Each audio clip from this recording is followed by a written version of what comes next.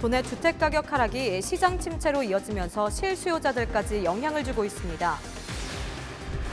한때 웃돈이 붙은 정도였던 속초와 강릉 지역이 최근 준공 후 미분양 물량이 쌓이고 있습니다. 신규 물량이 계속 공급되면서 영동 지역 미분양 장기화가 우려되고 있습니다. 원주 지역 4층 이상 중대형 상가 공실률이 22.8%에 달하면서 강원도 평균의 2배까지 치솟고 있습니다. 계속되는 택지 개발로 인한 공급 과잉이 원인인 것으로 꼽히고 있습니다. 강원도 중고교 입학생들을 위한 무상교복 지원이 추진됩니다. 무상급식에 이은 무상교육의 완성으로 평가되지만 시군 재정 분담 비율 등을 놓고 의견이 엇갈리고 있습니다.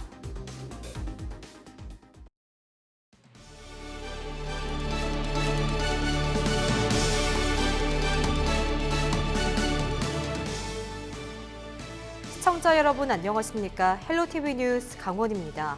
첫 번째 소식입니다. 도내 아파트 가격이 심상치 않습니다. 벌써 6분기 연속으로 아파트 매매 가격이 떨어지는 것으로 나타났는데요.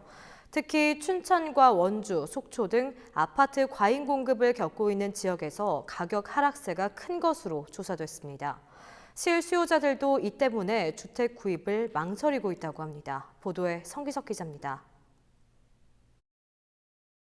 춘천 대표 주거지인 석사동 아파트 밀집 지역입니다. 각종 편의시설의 아파트 단지 10여 개가 모여 있어 실제 집이 필요한 사람들이 많이 알아보는 곳입니다. 하지만 요즘에 문의만 할 뿐 주택 구매를 망설이는 경우가 늘고 있습니다. 지금 제가 전세를 살고 있는데 기존에 춘천에 있던 아파트들은 좀 가격이 떨어지는 추세고 새 아파트를 들어가자니 새 아파트는 분양가가 너무 비싸고 또 분양이 다 안 됐다는 얘기도 듣고 있어서 조금 더 하락하지 않을까 하는 생각이 있어요.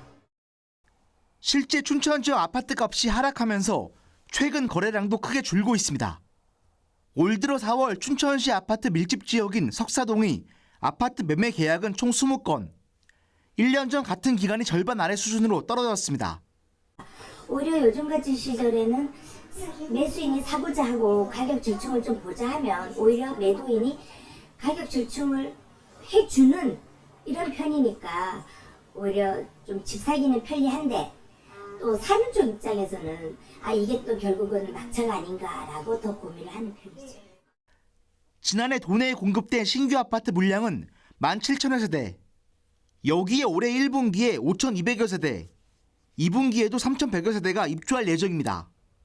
신규 물량이 한꺼번에 풀리면서 도내 아파트 값도 지속적으로 떨어지고 있습니다. 국토연구원과 부동산 114 통계를 보면 올해 1분기 도내 아파트 매매 가격은 전분기보다 0.31% 하락했습니다. 2017년 4분기 이후 벌써 6분기 연속 하락세입니다. 인구 증가 등 수요가 늘 수 있는 요인이 많지 않아 당분간 도내 아파트 매매 가격 하락세는 지속될 전망입니다. 주택산업연구원이 조사한 도내 아파트 예상 분양률은 56.9%. 예상만큼 분양이 돼도 10채 중 4채는 미분양 주택이 된다는 겁니다. 더욱이 실수요자들의 주택 구매 망설임이 가격 하락으로 이어지는 악순환 우려도 높아 지역 주택 시장을 바라보는 걱정의 시각은 더욱 커지고 있습니다. 헬로티비 뉴스 성기석입니다. 영동 지역 주택 시장도 싸늘한 건 마찬가지입니다. 속초와 강릉에서는 한때 웃돈이 붙을 정도였지만 최근에는 준공 후 미분양 물량이 쌓이고 있습니다. 더욱이 신규 물량이 시장에 계속해 공급되면서 미분양 장기화가 우려되고 있습니다. 보도에 신강현 기자입니다. 강릉 안목 해변 인근의 한 아파트 공사 현장입니다. 내년 4월 입주를 앞두고 있지만 전체 477세대 가운데 111세대는 아직 주인을 찾지 못했습니다. 강릉 지역의 미분양 주택 388호를 비롯해 속초, 고성, 동해 등 영동 지역의 미분양 주택은 3,000호가 넘습니다. 미분양 주택은 동해가 953세대로 가장 많고 속초 647세대, 고성도 500세대가 넘습니다. 영동 지역 미분양 주택이 3,000여 세대에 달하면서 도내 전체 주택 매매 가격도 11개월 연속 하락세를 이어가고 있습니다. 2년 전만 해도 바다가 보이는 아파트를 중심으로 수천만 원의 웃돈이 붙었던 속초 지역도 가격 하락세가 뚜렷합니다. 공급 물량도 상당히 많은 걸로 알고 있습니다. 그리고 하반기 공급 예정인 것도 있고, 그리고 아무래도 이제 전국적으로 부동산 경기가 안 좋다 보기 때문에 더욱이 다 지어진 뒤에도 팔리지 않아 악성 미분양으로 분류되는 준공후 미분양 주택도 지난해 3월 314세대에서 1년 만에 462세대로 크게 늘었습니다. 수요를 초과한 신규 공급이 지속되면서 미분양 물량이 쌓이고 다시 주택 가격이 하락하는 악순환이 반복되고 있습니다. 이제 투자자들이 많이 집중돼 있었던 게 이제 손을 털고 나가려고 금매물 매물로 내놓으니까 많이 떨어졌어요, 가격이. 인구는 계속해서 감소하고 주택 구입 수요도 줄고 있어 영동 지역 미분양 물량을 해소하기까지 상당한 시간이 걸릴 것으로 전문가들은 내다보고 있습니다. 헬로티비 뉴스 신강현입니다. 그런가 하면 원주 지역은 아파트 미분양 물량뿐만 아니라 빈 상가 점포도 크게 늘었습니다. 특히 4층 이상 상가의 공실률은 도내 평균의 2배에 달하는 것으로 나타났는데요. 적정 수요를 넘어선 과잉 공급이 문제라는 지적입니다. 보도에 박건상 기자입니다. 이곳은 원주에서 젊은이들이 가장 많이 찾고 있다는 단계 택지입니다. 터미널을 중심으로 형성된 원주 제1의 상업지역이지만 이전 권리금마저 포기해도 상가 10곳 중 2곳은 비어 있습니다. 다른 곳은 어떨까요? 아파트 단지와 원주시청, 법조타운이 밀집된 무실동입니다. 중대형 상가들이 빼곡하게 들어섰지만 이곳도 사정은 마찬가지입니다. 1, 2년 전부터 빈점포가 하나둘 늘어나더니 이제는 임대료를 낮춰도 들어오는 사람이 없을 정도입니다. 그전에는 이제 무실동이 한참 성장기여서 임차도 좀 잘 되고 문의도 많았는데 작년부터 10개 호수 중에 2개 호수가 공실인 상태예요. 상가 요즘에 좀 조용한 편이에요. 문의도 없고 좀 조용한 편이에요. 오는 10월 준공을 앞두고 있는 원주 기업도시는 물론이고 2년 전 조성이 완료된 원주 혁신도시는 사정이 더 심각합니다. 고층 상가 건물들이 잇따라 들어서고 있지만 점포 상당수는 그대로 비어 있습니다. 은행 대출금과 이자를 더 이상 감당하지 못하고 경매시장으로 내몰리는 상가 건물도 속속 등장하고 있습니다. 한국감정원 부동산 통계를 살펴보면 지난 1분기 원주 지역 4층 이상 중대형 상가의 공실률은 22.8%, 강원도 평균이 11.7%, 전국 평균이 11.3%인 점을 감안하면 원주 지역 빈점포 비율이 거의 2배가량 높습니다. 중대형 상가 공실률은 2014년 1분기 15.1%에서 5년 만에 7% 이상 급증했습니다. 경기 침체로 인해 면적이 클수록 공실률이 높고요. 면적이 작은 경우 상대적으로 공실률이 적은 게 현실입니다. 경기의 영향을 덜 받는 동네 장사를 하겠다는 것이죠. 전문가들은 최근 10년간 원주 지역에 잇따라 택지 개발이 이루어지면서 신축 상가 건물이 과잉 공급됐기 때문으로 분석하고 있습니다. 실제 2015년 이후 원주시 인구 증가 폭이 급격한 하락세를 보이면서 상가 수요가 그만큼 줄었다는 게 전문가들의 시각입니다. 상가가 좀 많이 공급된 측면이 있습니다. 그래서 경제학적으로 보면은 수요보다 공급이 이제 많았던 측면이 있고요. 그리고 혁신도시 같은 경우는 특히 임대료가 상당히 비싸게 책정되어 있기 때문에 그 임대료 문제 때문에 상인들이 못 들어오는 측면도 있습니다. 경기 침체에다 과잉 공급 문제까지 겹치면서 원주 지역 상가 공실 문제는 당분간 지속될 것으로 전문가들은 전망하고 있습니다. 헬로티비 뉴스 박건상입니다.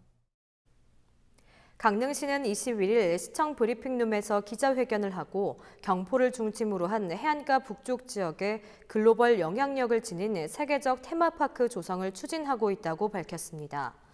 이를 위해 시는 지난 17일 영국 LA에서 강릉시와 미국의 레거시 엔터테인먼트, 히어로시티 및 국내 2개 금융사가 참여한 가운데 슈퍼 히어로 파크 조성에 관한 상호협력 MOU를 체결했다고 말했습니다. 또한 18일에는 페창카 리조텐 카지노에서 강릉시와 미국 인디언 카지노 연합 간 테마파크 조성에 대한 투자 협력을 위해 MOU를 체결하는 등 긴밀한 상호 협력을 약속했다고 덧붙였습니다.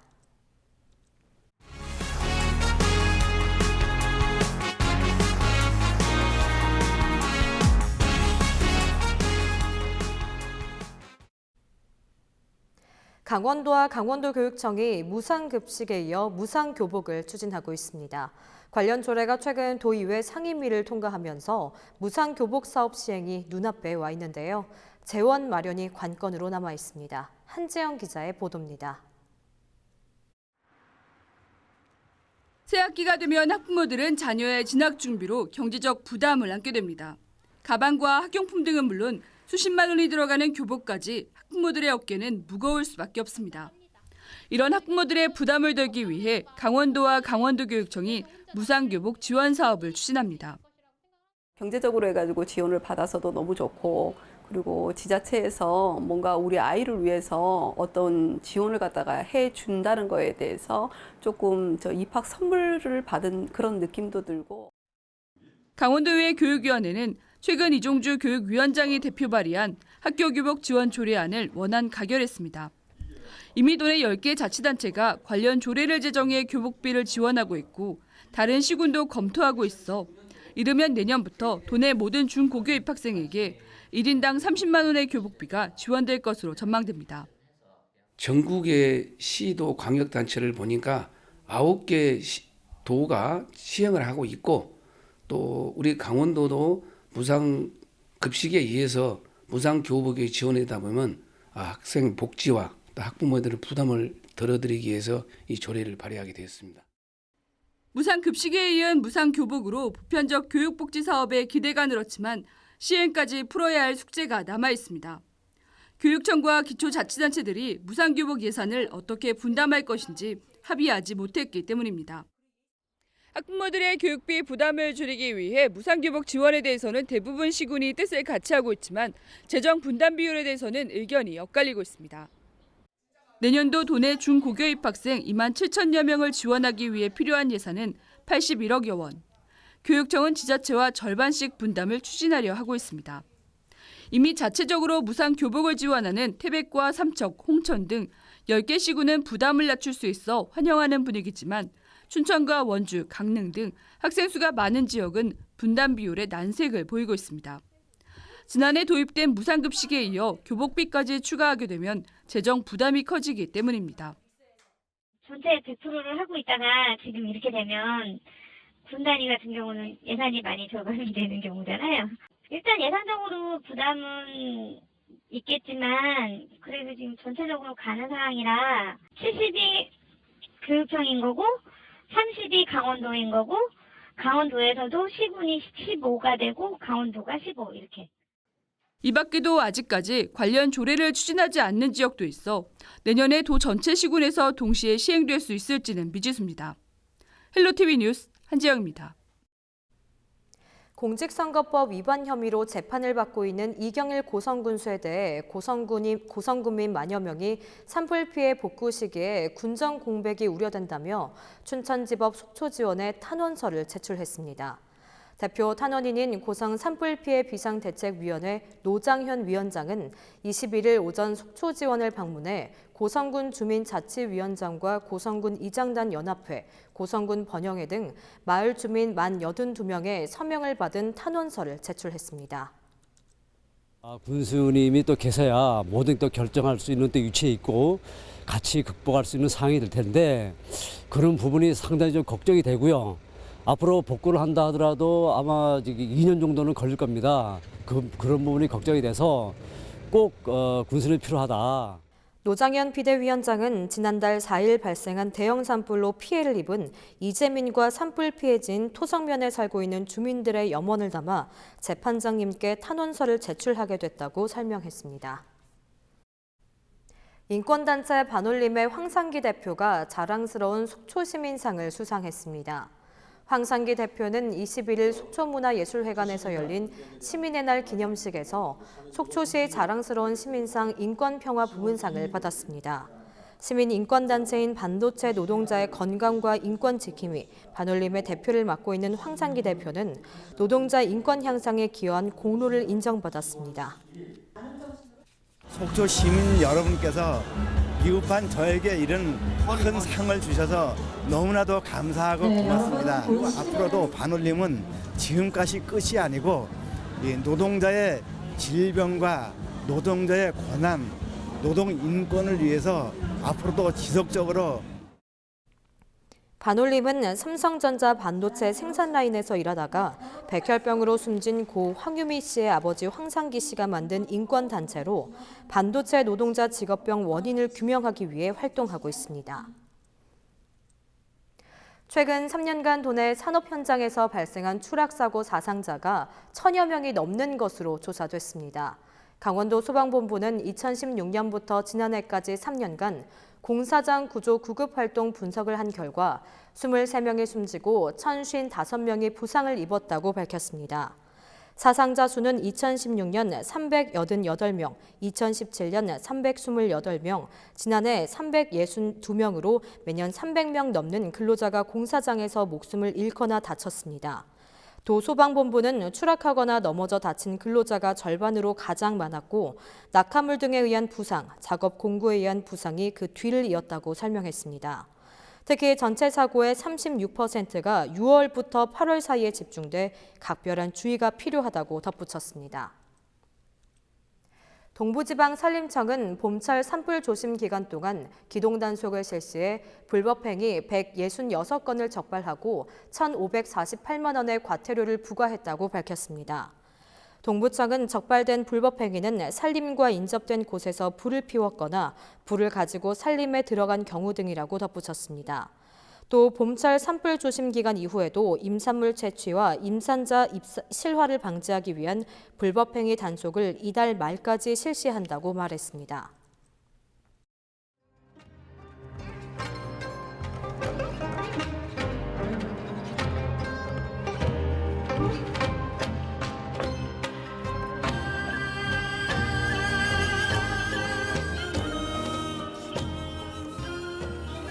청소년 시절을 지내서 성년이 됨으로 해서 이제 부모의 그늘을 벗어나서 앞으로 꿋꿋하게 사회를 살아나가라 하는 그런 격려의 뜻이 오늘 이 성년의 행사의 뜻이라고 이렇게.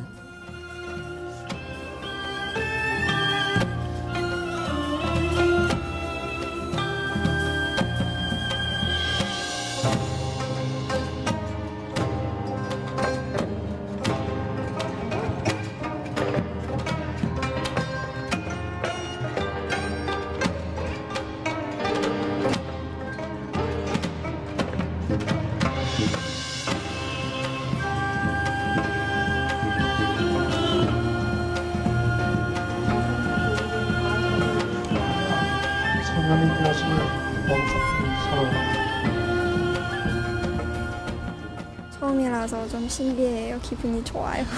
전통 예법을 갖추고 격식 차리고 하니까 제가 성인이 됐다는 것을 알 수 있었고, 그러니까 더욱 책임감이 생기고 나중에 지인이 한다고 하면 저 추천드리고 싶어요.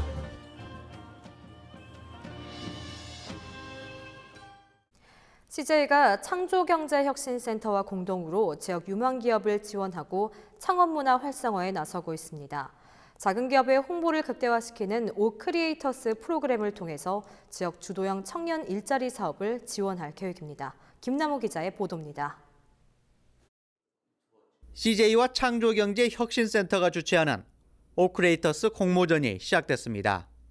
오크리에이터스는 소셜 네트워크, 즉 SNS상에서 개인 채널을 보유하고 있는 콘텐츠 크리에이터를 지원해 유망한 작은 기업의 제품을 홍보하는 상생 프로그램입니다. 지역에 이제 작은 기업들이 많이 있습니다. 근데 그 기업들이 기술이라든지 많은 부분에서는 역량이 있는데 홍보라든지 이런 부분에서 많은 어려움을 겪고 계셔서 요번에 그런 유튜브 크리에이터들과 같이 콜라보를 통해서 그런 작은 기업들을 전국적으로 홍보해 줄 수 있는 그런 프로그램으로 이해하시면 될 것 같습니다. 공모는 창업 7년 미만의 전북과 전남, 충남, 세종, 광주, 제주권 지역 기업을 대상으로 진행됩니다. 개인 유튜브 채널을 운영하고 있는 1인 창작자와 연결해주는 공모전으로 각각 30명씩 선발됩니다. 판로에 어려움을 겪고 있는 지역 소상공인 창업기업들은 이번 공모전에 많은 관심을 보이고 있습니다. 저희 집은 이제 인력이 적고 그리고 빵 만들고 제품을 만드는 일에 몰두하다 보니까 이제 홍보하고 또 판로를 확대하는 부분에서 되게 어려움을 겪고 있어요.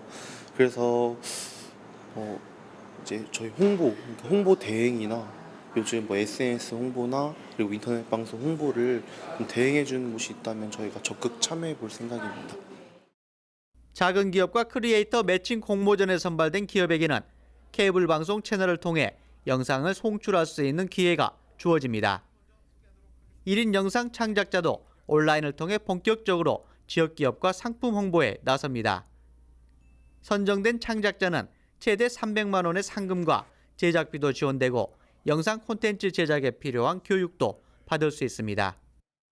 작지만 특색 있는 지역 기업과 콘텐츠 크리에이터들이 함께 성장할 수 있는 매칭 공모전에 스타트업 기업인들의 관심이 모아지고 있습니다. 헬로티비 뉴스 김나호입니다. 21일 새벽 2시 15분쯤 강릉시 연곡면 송림리의 한 주택에서 불이 나 70대 노인이 숨지고 주택 한 동에 불이 탔습니다.